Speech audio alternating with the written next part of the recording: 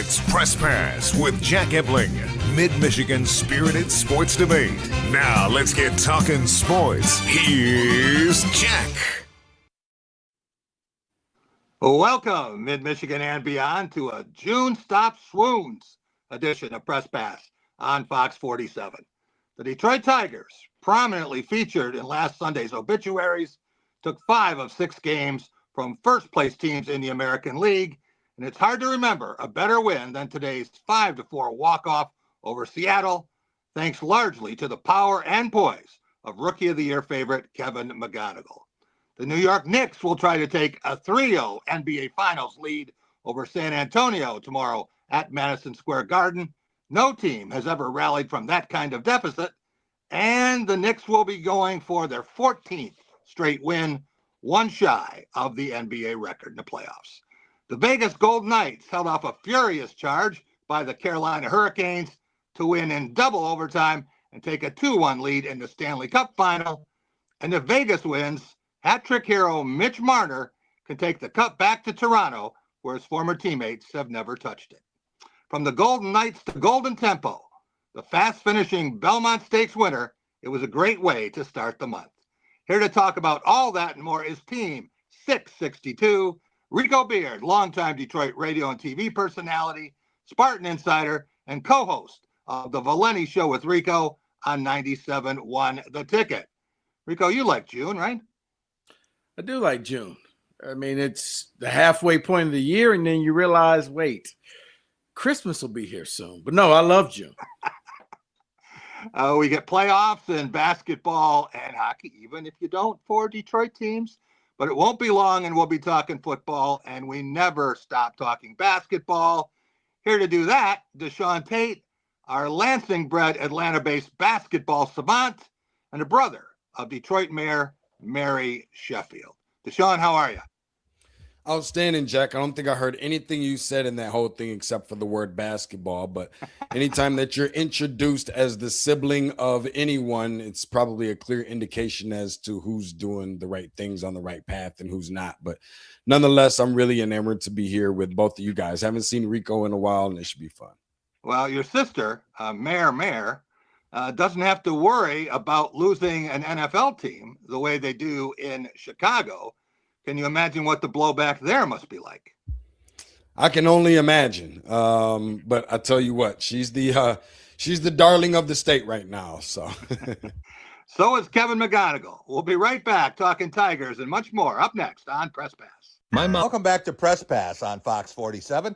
It's time for our Belting the Long Ball segment, brought to you by Forest Acres Golf Courses and Golf MSU. Play Acres West, the number 3 rated college course in the country, and enjoy some of the best grass tee practice areas in the Midwest. Call 517-355-1635 to make reservations today. Take him to market. Fly ball to right off the bat of McGonigal. Way back and gone.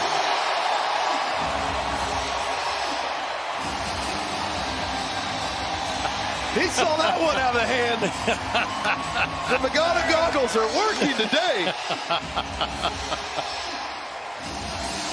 And nobody got a better look at it than she did. Perez at second. Line drive. Off the glove. 1-1 in. McKinstry. Perez coming home. Throw to the plate. Not in time. Tigers win. Kevin McGonigal delivers.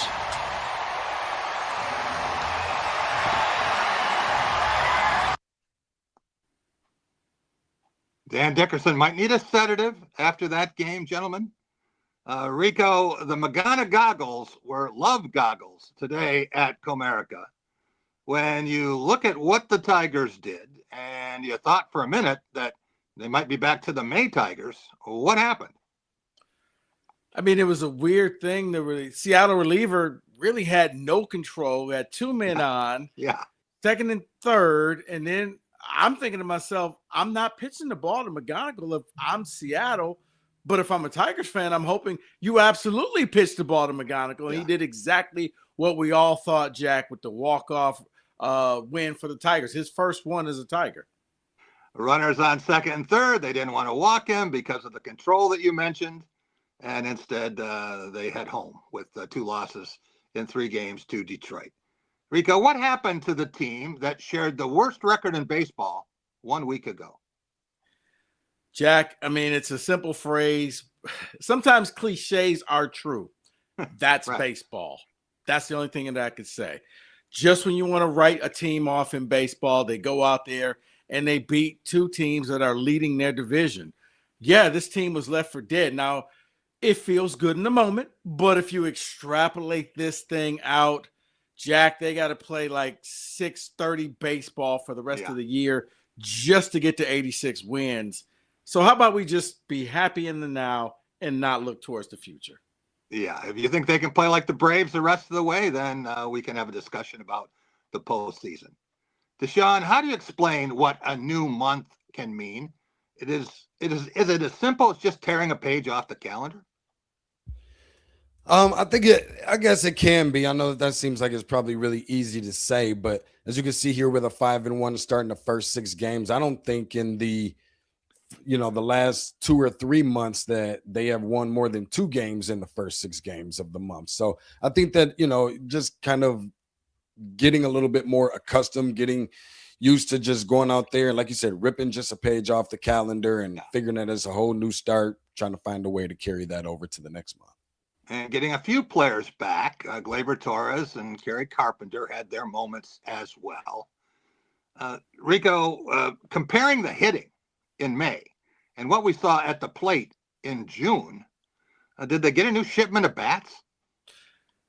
Jack, I don't know, because I think maybe Gleyber Torres may have helped them coming back. I didn't think he was going to be that big of a difference maker. Yeah. But they've turned it around since he's come back. And now when you see, Skubal doing a minor league start, Verlander doing a minor league start, maybe there's some hope. But yeah, as far as the bats go, they were one of the worst teams in baseball at hitting home runs. And now when you see them now, I mean, thank God they played Tampa. Who knew Tampa would be the get-right game? Jack, they scored 25 runs against the Rays. Yeah. That was 10% of the total runs they had scored all season long. Right. I think they hit 10 home runs in those 3 games, Rico. Pretty incredible. We saw Cleveland overcome a 15.5 game deficit on July 8th last year, the biggest in Major League history. 9.5 back. How tough is this going to be? It's going to be real tough. Like I said, you're going to have to go out there, and at some point you're going to have to you're going to almost have to flip the month of May. You're going to have such a great winning streak and win a lot of games to get yourself back in there, because right now they're looking at the All-Star break of whether they want to be buyers or sellers. And by buyers or sellers, I think we're all talking about the same person. That's Tarek Skubal. Yeah. What are you going to do with him? If you're within 4 or 5 games, you got a puncher's choice, especially in the Comedy Central. If you fall back to double digits, now you're a buyer, and I don't think it's going to happen. Yeah, they would have to have a dyslexic month of May just to be back to 500. Deshaun, how important is momentum in baseball or any other sport? You see the Tigers now have Minnesota coming in. That's a series that they can win, would be 3 in a row before they go to Cleveland for what look like some massive games. Is exactly why, I think that Rico is right on par here, not only with calling it Comedy Central, but also just the fact that you give yourself a puncher's chance. 2 teams that's ahead of them within the division. The realistic chances of them being able to win out or just win those games, a good portion of those games. I've learned one thing at a very early age. Anytime that you're playing with house money and the pressure's not on you, what's the worst thing that you can do? Go out there and stink it up. But on the flip side of that, glass half full, maybe you can go out there and surprise some people, and then that give you some confidence going into the next few games. Not looking at it big picture, but just taking it game by game. Rico, Kevin McGonigal is 5'9". Detroit Lions first-round draft pick Blake Miller is close to 6'7". See these guys here. It looks like Victor Wembanyama and Jalen Brunson. Yeah, it does, Jack. I don't even know if you saw the picture of Victor and his parents, who are like 6'6" and 6'7". Yeah. And he still towers over them. But yeah, those are going to be 2 guys that Detroiters are hoping to be a part of the future. McGonigal, I think, has solidified his point. Jack, I could arguably say he's the best everyday player on this team. Yeah. I think Dylan Dingler might have something to say about that. The defensive plays he made too, picking a couple runners off, and yeah, he's done an awful lot framing pitches.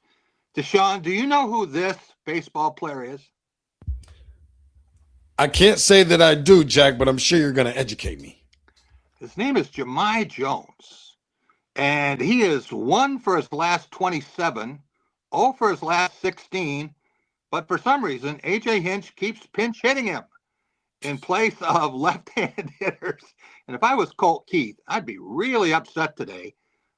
Bases loaded, and they bring Jahmai in again to strike out. Yeah, I was going to say, I'll tell you what, though, like, I really believe that if you can put guys who maybe not a lot of people know, but that puts you really in position to be able to maybe get taken by surprise a little bit. Again, going back to the house money narrative a little bit, people don't really see you coming as much. Yeah, but Deshaun, let me help you. He stinks. He shouldn't be there. Okay. When they sent How You Lead down, like really, he should have stayed up here. Yeah. And Jack, I would have packed his bags and drove him to Toledo. Like, why is he still here? Give him a chance, Rico. We have. Yeah, talk about how you lead. I said, how you do that?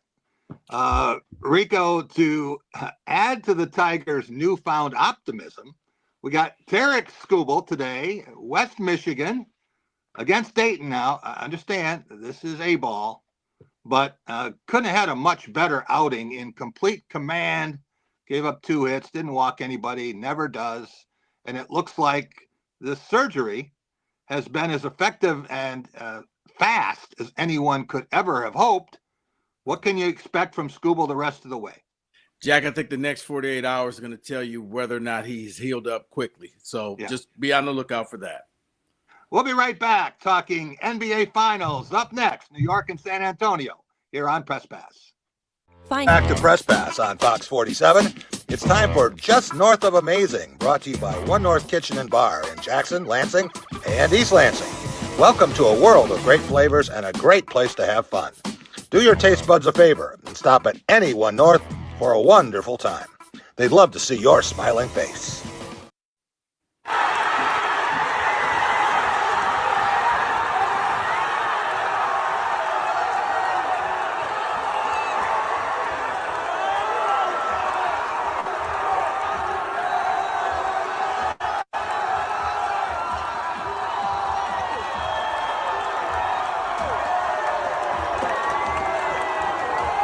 My mayor Muslim, my bagels Jewish, my Christian Dior, Nixon! When it rains, it pours. She like the way I heard. Like a Mary. Billie Jean. New York, New York. That's why the arrogance factor makes them the most hated fans. And guys, you'd think that they'd won something in the last 53 years. Deshaun, going back to Wednesday night, what happened to the Spurs? They were up 14, and then they were outscored 53-30 to end the game. Yeah, I don't think this is more so something I call a meltdown. I think that the New York Knicks definitely took advantage, showed the experience that they have. And I know that it sounds cliche or what have you. And I just think that it's a matter of just the experience overall and being a team like when you have Karl Anthony Towns, somebody that typically can appear or disappear, in the first half, not settling for jump shots and going straight at Wemby amongst other guys. And you have a phenomenal leader and an all-time winner like Jalen Brunson, things like that can happen. All right, Deshaun, what about Friday night? This time is the Spurs, who were down 14, came back, tied it up, actually took the lead, and then a terrible turnover by Wembanyama. And Wemby also missed about a 12-foot jumper that he would make most of the time, would have won it. And now the Knicks head home up 2-0.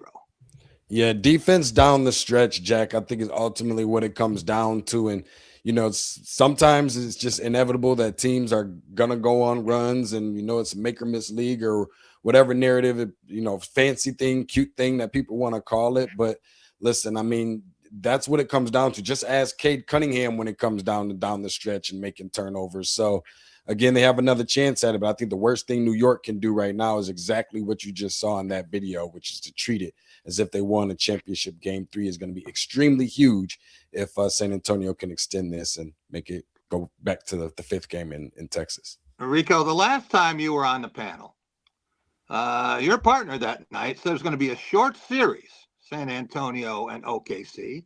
And you said, nope, it was going 7. You were absolutely right. And now looking at the final schedule, could this be a short series? Or do you think the Spurs are going to come back and win something in New York?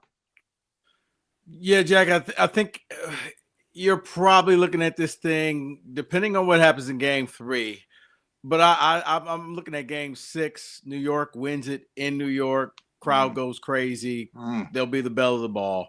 It'll be bing bong all over the place. Deshaun, I want to take a look at a seat location in Madison Square Garden. All right.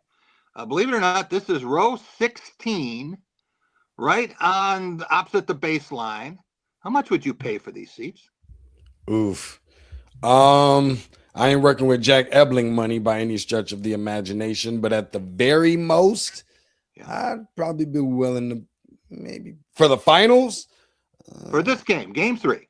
For game 3, I'd be willing to come off of double of what I typically would. I'd come off of 400. I'm not going any more than that. Come on, man. You got that mayor money. 400 per ticket. The pair just went, gentlemen, for $47,000.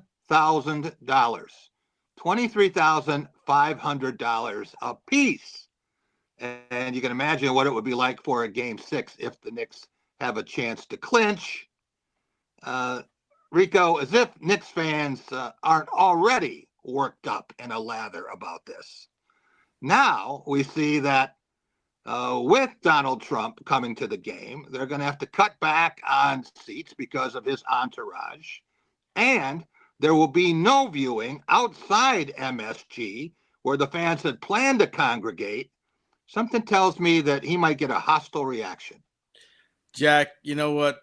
How I really feel about this, I won't say on your show because it's going on broadcast TV, but this is some garbage. I mean, because let's face it, we just talked about those prices. These fans pay $10 to go out there and hang with really the real fans, and that's being taken away for a man who's not a Knicks fan and probably won't be there for the entire game. It's like, read the room. This is not a political thing. This is just, don't take away these people's fun because you want to look important. Don't you got a UFC fight to go attend? Well, he's not putting a cage up outside of Madison Square Garden for this one for the fans. Deshaun, does San Antonio do what has not been done in terms of losing the first 2 at home and coming back? We know that no team has ever lost the first 3 in the NBA. They have in other sports, but not in the NBA, and come back and won in the playoffs. And no team has lost the first 2 at home and done it. Can the Spurs change that?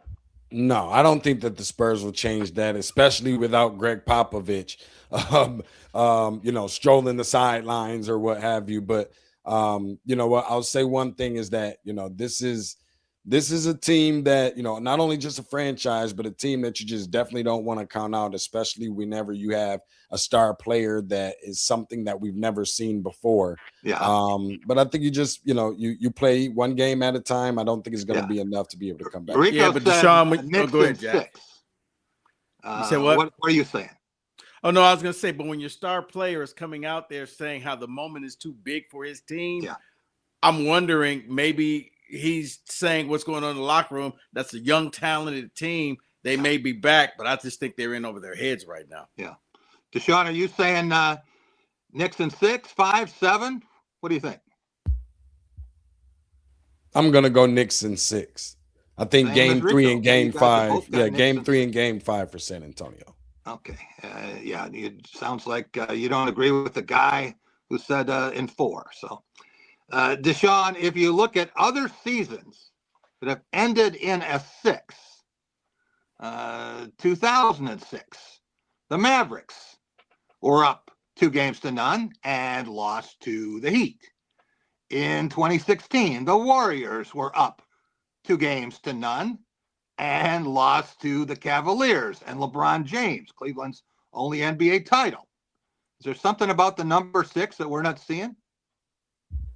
Maybe. I don't know. I don't know who has enough time on their hands to go and research all these things. I think it's really fun, really cool, really awesome to just fathom, just this whole number 6 narrative. But I don't know that I'm going that far to say. I mean, how many of those teams actually, went on 2-0 on the road? I'm not sure if either one of those. Well, and remember, the Warriors would have won had Draymond not got kicked out of a game. Yeah. So that was the Warriors team that went 73-9. Yes. Yeah. Yes. I'm just wondering, guys, because San Antonio had the big lead in game 1, should have won game 2. It's not like Spurs have been blown out of these games. And when all your key players are 21, 22, 23, maybe they have a learning curve here. We will be right back, and we'll look at the Stanley Cup final next on Press Pass. Welcome back to Press Pass here on Fox 47. It's time for the big picture, brought to you by Dean Transportation. Dean is hiring caring and dependable people as school bus drivers in many Michigan markets. Be a hero in your community and safely transport children to and from school with Dean. For more information and to apply, visit deantransportation.com/jobs. That's deantransportation.com/jobs. Jarvis in on the forecheck. Coughlin avoided him. It comes out in front. They score! In overtime. Including this one. Here they come again. And they score again. And they're right back. This great stuff for Vegas. Now they're on their heels a bit here. It's 4-2. And they score again! From the half wall. Jacob Slavin. This is incredible. 4-3. That got stopped by Slavin. Theodore drive off the back wall and knocked in. Vegas wins in double overtime.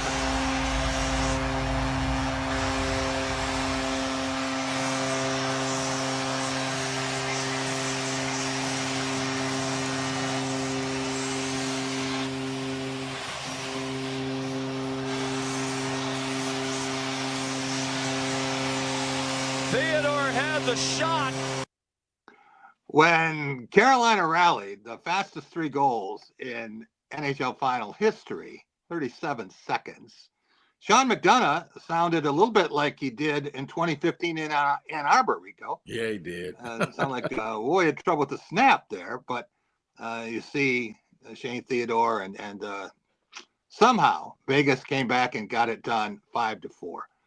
Where does last night's game rank on the disbelief scale? No one thought Vegas would go up 4-0. And then there's the 4 goals to tie. And Mitch Marner had 3 in a row and could have had a 4th on a penalty shot. But they come out with the win and they're up 2-1. Yeah, Jack, it was a game of gigantic momentum swings because you're right. All of a sudden, Mitch Marner gets a natural hat trick, scores 3 in a row, 4-0, looking like it's going to be easy for them. And then, they pull the goalie, they bring in the backup goalie. Right. And then they score 3 goals in 39 seconds or something like that. Yeah. And then the whole double overtime thing, like shots after shot. It's why hockey overtime may be the most exciting thing in sports, because at any moment this game could end. Deshaun, I'm sorry to tell you this, but the hockey playoffs and better than the basketball playoffs. You have a lot more competitive games, close finishes. You couldn't make this up. I mean, if you had looked at what this was going to be, and you see one team's up 4-0, and pull their goaltender, and then it comes down to 2 OTs, that was a game for the ages. Yeah, it was. And by the way, Jack, I don't know when you say comparison to basketball, I don't think it's trumping March Madness, but I think that's a different conversation. I'll tell you what, the reality is that we're looking at 2 teams that in its history has 1 Stanley Cup championship between the both of them. Everybody's scratching and clawing for their lives. I mean, this is what we get excited about. Yes, MLB in October. Yes, March Madness. Yes, playoff, this, that, and the other, football and everything else, Super Bowl. But the underrated one here, no question, I agree with you, is the NHL playoffs. And guess what? What'd you mention?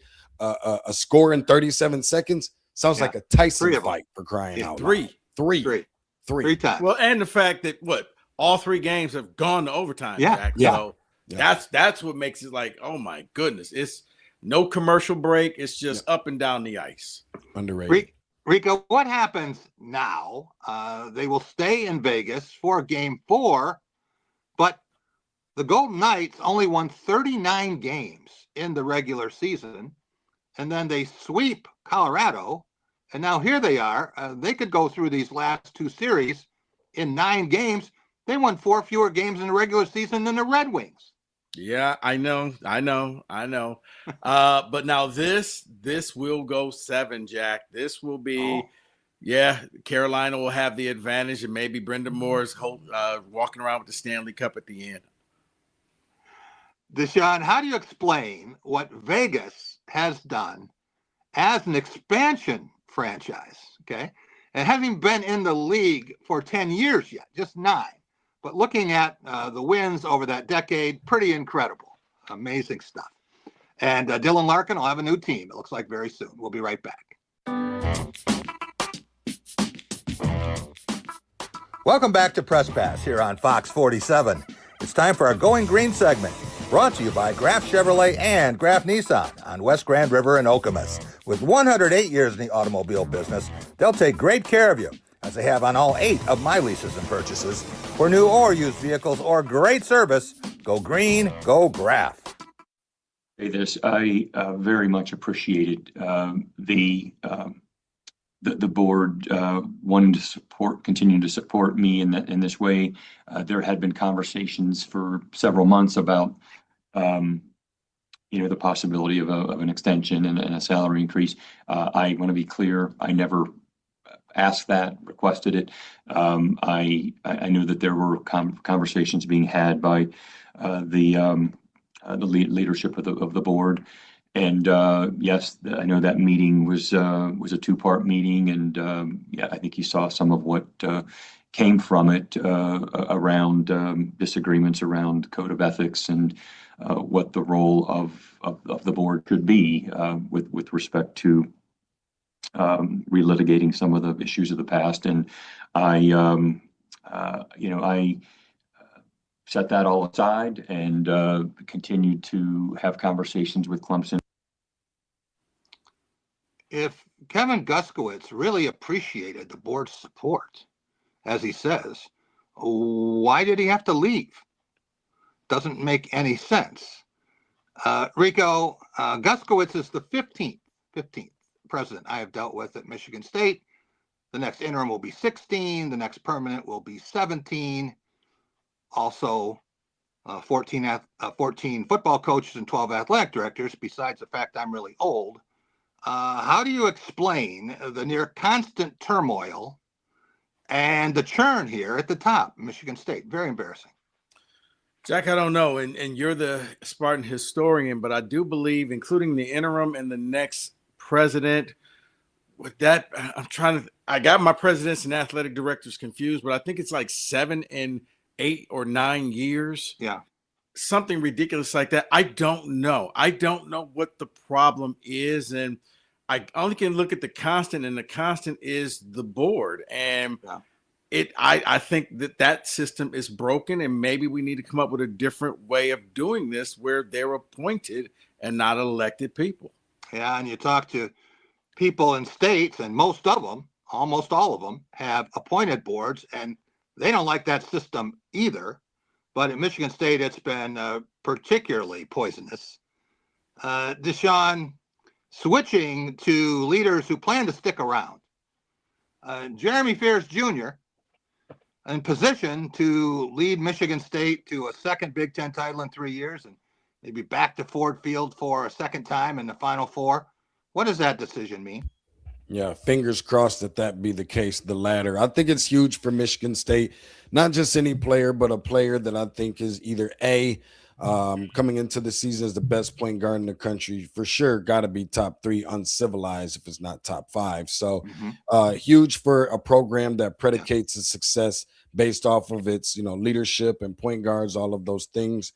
clearly it's other people around him going to have to make a difference to achieve such accomplishments. But I think that this is a huge starting spot for the team. Deshaun, looking at one list of the top 60 players in college basketball next year, you do not find Cohen Carr's name, which I'm sure that would be a surprise to the Louisville Cardinals. But you do see Jeremy Fears at number 1. Could he be the National Player of the Year? Could be, possibly. I'm not going to say that I would consider him to necessarily be my front runner. Certainly amongst one of them. But I will say that none of that is nearly as important as if he's the one standing on the ladder with the scissors in his hand right there in Detroit. Exactly. Rico, I want to play a clip from former Notre Dame quarterback Brady Quinn about Spartan Stadium and get your reaction. Your favorite college football stadium to play in other than Notre Dame? Michigan State. Oh, why Michigan State? Just a nasty fan base. I always say this, something different up there in East Lansing.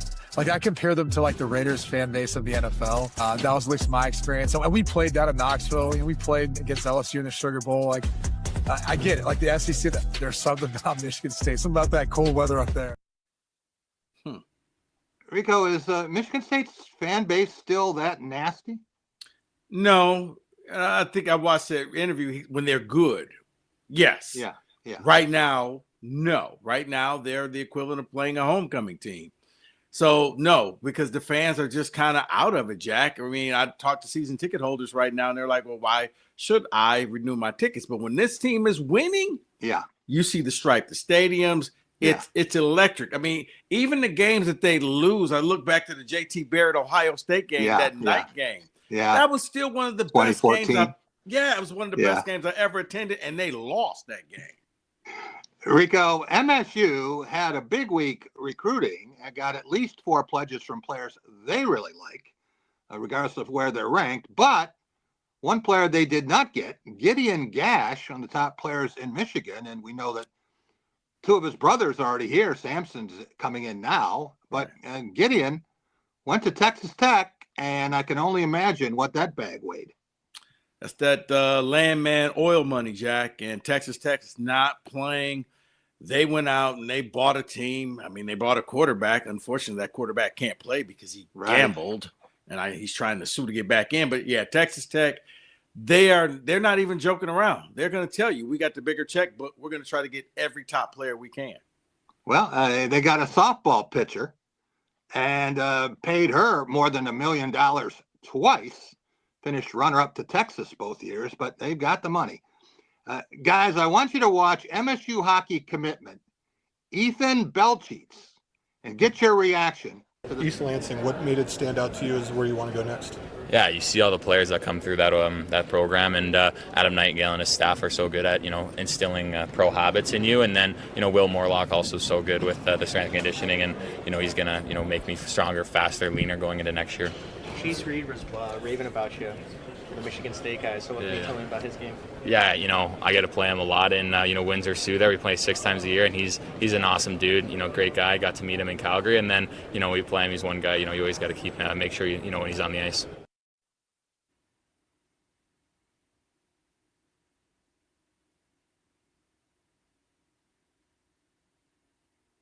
What makes a press pass on Fox 47? It's time for our Law of the Jungle segment, brought to you by Graywall Law. With more than 100 years of combined legal experience, Graywall Law, PLLC, delivers expert guidance and trusted advocacy.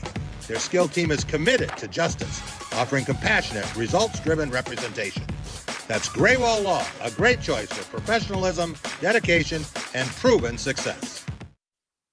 Is coming along with Commandment as the field turns for home. On the inside, Growth Equity is just in front. Chief Wallaby comes to him. Out in the center of the racetrack, Commandment's running a giant race. Renegade in between, and Golden Tempo. Golden Tempo, Renegade, Commandment on the outside. Golden Tempo from last to first has to fend off Commandment in the final strides. Golden Tempo pulls away late. Golden Tempo has won the Belmont Stakes. Commandment ran lights out in second. Triple Crown winner, heading 1-0 3, but Cherie DeVoe putting her name in the history book. She is the first woman ever to win 2 Triple Crown races, and she does it 5 weeks apart. She's on the map now if you didn't know her before. She is indeed. And you know what? This is just special because there's so many great women that are horsemen. We refer to them in the general term horsemen. That now this opens the door for younger people watching this. I really think the training ranks are going to see a big shift and more women are going to get that opportunity, and that's very, very important. She showed it can be done. So any girl, a young little girl.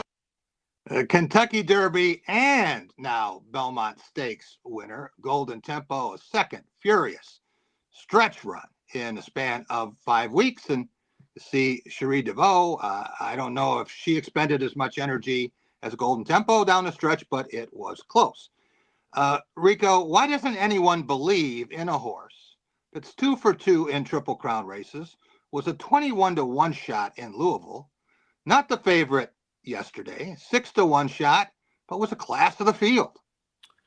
Jack, because as you see, the horse had to come from the back, and a lot of times it wasn't the favorite to win the Derby, but that Golden Tempo, no one thought was that special type of horse that you thought could win a Triple Crown, especially when the horse drops out of the Preakness. You're just kind of thinking, okay, well, you've gotten one race, and, you know, I don't know if you can actually win the Belmont. Well, he did. Yeah. People said, well, it's not long enough, but very few horses are trying to win all 3 of these races now. They're going to have to change the spacing.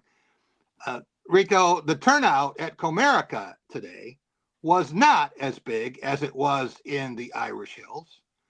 First sellout crowd for a race at MIS in more than a decade. What's that say about auto racing in the state of Michigan? It says that auto racing will always be a big thing in the state of Michigan, Jack. Especially, it was a perfect day for auto racing.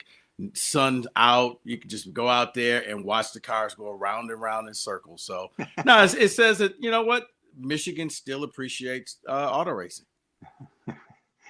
Guys, in NASCAR, we often have to put up with things like this. Those HMS Chevys out front. Reddick with a really good push on the turn right at the start. Multiple vehicles involved and some big names. Tyler Reddick among them. Denny Hamlin around. Reddick is destroyed. There you see it. They were behaving so well, and all of a sudden one car gets out of whack and then everything goes haywire. Deshaun, this was supposed to be a big week for the late Kyle Busch, and died a couple weeks ago. And now you see the fans today, a famous number 8 car. They were all holding up 8 fingers on the 8th lap. But Denny Hamlin, he is the champ, and he's done it before in the Irish Hills. Yeah, unfortunate set of circumstances there, and I think that it kind of goes to show the tight-knit community that they have there within the sport of, you know, auto racing, NASCAR, and just listen. Denny Hamlin is, you know, been someone that has been a staple amongst, you know, NASCAR racing winners for quite some time as well. I think it's just really good to see the camaraderie that everyone has again around Kyle Busch as well. Rico, you had a comment we didn't get to about Dylan Larkin and where you expect he might be next year, but probably not in Little Caesars Arena. Probably New Jersey, Jack. Maybe he's going to be playing with one of the Hughes brothers, but I think he's going to end up in New Jersey. Okay. Rico, the Lions have a great place to play, but can you imagine if they had to go to Windsor? Be livid. What the Bears are up against. We'll be right back with our weekly awards up next. Welcome back to Press Pass here on Fox 47. It's time for our Lansing's Best segment, brought to you by the Lansing Sports Commission. Bring thousands of athletes and teams to Mid-Michigan for hundreds of tournaments and special events. Hats off to the LSC for showing just what this area can be. Plan on something greater. How hopeless did you feel? I don't know if helpless is the right. I mean, just I've tried to put some words around it. The only one that comes back is just it sucks, you know, when the game gets taken away from you and you don't get to help your team, and you kind of see the guys scuffling a little bit, and you can't help but think that if I'm on the mound, that, you know, maybe I can right the ship a little bit in certain games that I pitch. I understand the impact I can have on a game. So, it sucks. I'm excited to get back and impact baseball games and, make a run at this thing because, I still believe in this team. I still believe that we're a World Series caliber team, just with who we got and the guys we got. We're getting healthy at the right time and we're going to make a good, run at it. Initial news was 3 months, and we were talking about, I'm not good at math here, but 3 months from whatever the injury was that month. I don't really remember. But then when I saw Elitrosh and he goes, I think I have something that'll speed this up and it'll be 4 to 6 weeks. That's all I put my mind on was 4 weeks, and I think we're right there right now. The surgery went well. I bounced back well. My arm feels good now, and that's what matters. Tarek the Terrific. Can't wait to see him back, and neither can the Los Angeles Dodgers. All right, Team 662. Time for our weekly awards. Rico Beard, start with you and our play of the week. Jack, I think we saw the play of the week. It happened today. The McGonagall goggles. Kevin McGonagall walk-off win for the Tigers. They get a 5-4. They take the series over Seattle Mariners. So give me Kevin McGonagall and knocking in the 2 runs. Deshaun Tate, how about our team of the week? Could go University of Georgia Men's College World Series, or how about Myles Garrett to the Rams? I think I'm going to stick with basketball. New York Knicks having a chance to get ready to close out games at home in front of a very expensive crowd. I'm going with the Knicks. That'll do it. Great job, gentlemen. I'll finish up with our players of the week. How about Mitch Marner and his brilliance doing what has never been done before, and fans trying to stick it to Toronto a little bit. They have some shirts there now commemorating that. How about the Belmont Stakes and Cherie DeVoe? She is the first trainer, female trainer, to win 2 jewels of the Triple Crown. And Golden Tempo, he's going to have a great career in stud when he is done racing, I'll tell you that. And I also want to give a shout out to Bluebelly Tom Crawford. He is back on Lake Lansing. That is his dream. Back doing some water skiing and just driving the boat today. Great to see him there, and I know what kind of summer he's going to have after conquering cancer. All right, gentlemen. Great to have you with us. Appreciate it. I know a big month coming. We got some playoff action yet to come, and we'll be watching the Tigers. Rico Beard, Deshaun Tate, and Jack Ebling, have a great week.